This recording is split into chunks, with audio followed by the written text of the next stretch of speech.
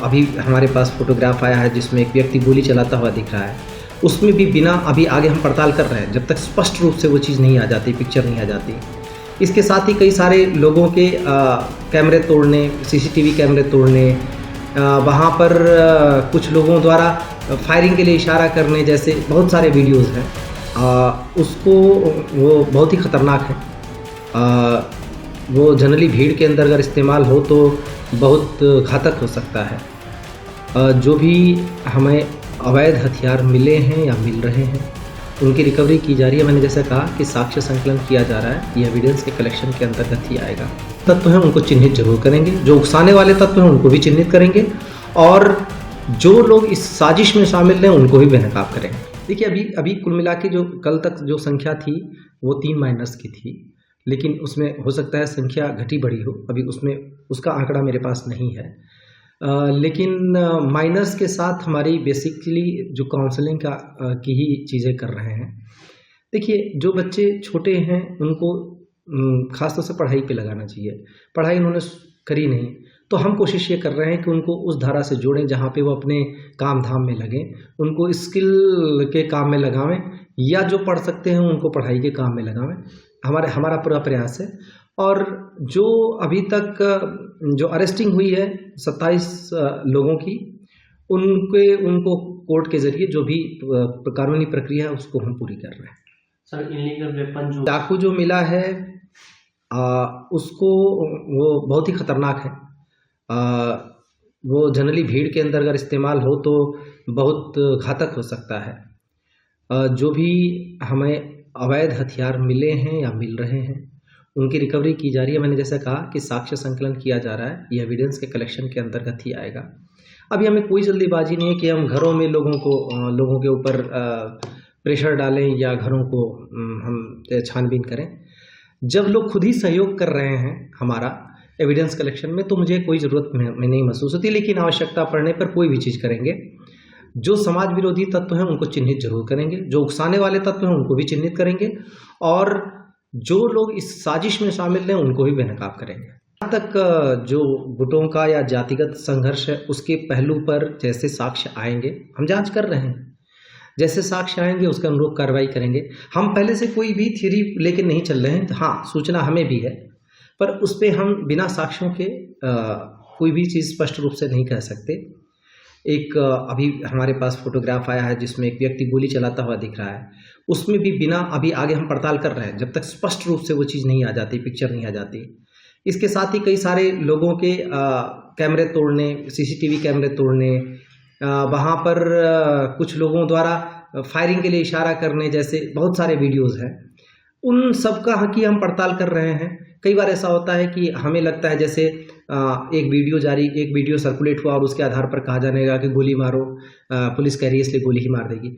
एक चीज़ है, लोगों को समझना पड़ेगा कि हम किसी को डराने के लिए कहते हैं। कई बार हम अपने घर के बच्चों को कहते हैं कि देखो ये तुमको ये कर देंगे, तो इसका मतलब कर नहीं देते।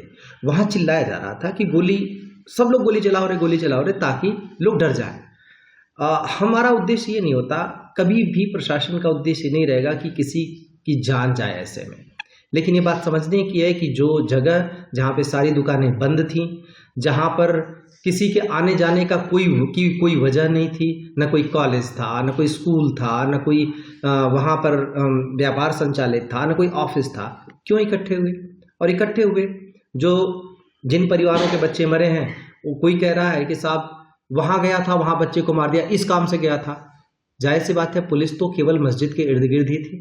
और अगर कोई भी ऐसी घटना हुई, चप्पे चप्पे पे लोगों के पास मोबाइल फोन्स हैं, यहाँ पर कोई भी वहाँ पे उसकी वीडियोग्राफी कर सकता है, फोटो ले सकता है। एक भी फोटो कोई नहीं दे रहा है। मैं इंतजार करूंगा कि लोग वीडियो के साथ आवें। मैं ओपन हूँ, मैं ये नहीं कह रहा हूँ कि हम कंक्लूसिव कोई जमात ले रहे हैं। जैसे जैसे आएंगे लोगों के साक्ष्य वैसे वैसे हम कार्रवाई करेंगे।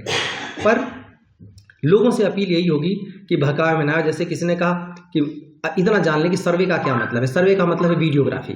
उस स्ट्रक्चर की वीडियोग्राफी रही थी। वीडियोग्राफी होने पे किसी को क्या एतराज हो सकता है? और प्रशासन पे क्यों किसी को हमला करना चाहिए? अगर वहां पे किसी ने कहा भाई स्ट्रक्चर के साथ बिना आप देखे नीचे से आपने क्या देख लिया, जो लोग ये कह रहे हैं कि स्ट्रक्चर के साथ छेड़छाड़ या कोई भी चीज हुई है, उनको ये बात सिद्ध करनी होगी, साक्ष्य देने होंगे, और बिना साक्ष्य के हम कोई चीज नहीं मानेंगे। मृतकों के परिजनों को इन्वाइट किया है, अगर वो FIR लॉन्च करना चाहे बेशक हम उनका FIR लॉन्च करेंगे। 4 व्यक्तियों का मारा जाना दुर्भाग्यपूर्ण है। परिवारों की जो वेदना है उसको हम समझ सकते हैं, लेकिन इसके साथ ये भी सही है कि किसी के बहकावे में आके उन्हें उलझुल चीज़ें नहीं कहनी चाहिए। आप इतना सोचें कि कोई भी भीड़ के बीच में से नहीं जाएगा, वहाँ इतनी जगह भी नहीं है, एक तंग गलियारा है, उसमें कोई सामान लेने नहीं जाएगा। जो लोग वहाँ पे मौजूद नहीं होंगे उनकी जान को खतरा होने की कहीं कतई संभावना नहीं है। अगर कहीं कोई दूर से कोई चीज़ एक्टिविटी कहता है, बताता है, तो उसकी वीडियोग्राफी मतलब इतना आसान भी नहीं है कि कोई दूर से ले आए, और दिन का वक्त है, कोई रात का भी वक्त नहीं है।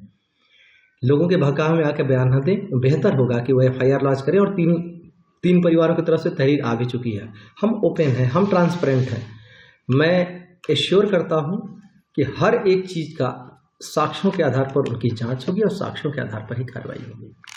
सर असदुद्दीन ओवैसी कह रहा है कि एविडेंस की कोई भी कार्रवाई नहीं की गई है, ये एश्योर करता हूँ। जो माननीय सांसद के ऊपर जो मुकदमा दर्ज हुआ है, या माननीय विधायक जी के पुत्र के ऊपर जो मुकदमा दर्ज हुआ है, उसमें 19 तारीख को जो उनकी गतिविधियां रहीं, उसके बाद जो जुमे के नमाज के वक्त की जो उनकी गतिविधियां रहीं, और बाद में कई सारे साक्ष्य और पूछताछ के आधार पर लोगों से जो चीज़ें मिली हैं, उसी के आधार पर हमने मुकदमा दर्ज किया है।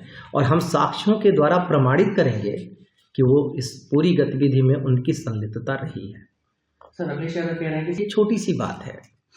कोर्ट ने आदेश दिया, कोर्ट कमिश्नर को अपॉइंट किया, सर्वे करो। सर्वे का मतलब वीडियोग्राफी। दोनों पक्ष वहां पे उपस्थित हैं, दोनों पक्षों की उपस्थिति में सर्वे हो रहा है। अब उसमें कोर्ट का आदेश है, कोर्ट कमिश्नर के द्वारा सर्वे होना है, 2 पक्ष की उपस्थिति में होना है। तीसरे किसी पक्ष के क्या काम है? प्रशासन का काम क्या था? वहां पे सिक्योरिटी देना, हम सिक्योरिटी दे रहे थे। जो तीसरे चौथे पक्ष जो भी वहां पे मौजूद थे, उन्होंने व्यवधान उत्पन्न करने की कोशिश की। किस चीज में व्यवधान उत्पन्न करे? क्या जा रहा था? क्या जब मस्जिद के ऊपर पत्थर फेंके जा रहे थे तो उससे मस्जिद क्षतिग्रस्त नहीं और केवल वीडियोग्राफी से क्षतिग्रस्त हो जाती? ये जो सारी चीजें कही जा रही हैं, ये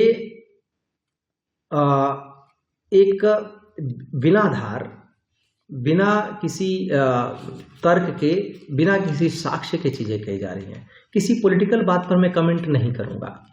पॉलिटिकल चीज़ों का जवाब पॉलिटिकल होगा, पॉलिटिकल लोग देंगे। मैं सिर्फ इतना कहूँगा कि हम अधिकारी हैं, हम कानून के दायरे में काम करते हैं, हम साक्ष्यों के आधार पर काम करते हैं।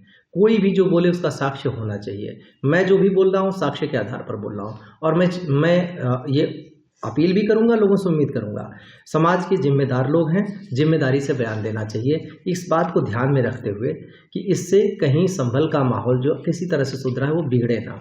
हमारी पहली कोशिश होनी चाहिए कि हम इसको शांत करें, और जो शांत करने के बजाय इस माहौल को और भड़काता है, निश्चित रूप से उसकी मंशा साफ हो जाएगी। लोगों को फैसला करना है और लोगों को हम विश्वास में ले रहे हैं।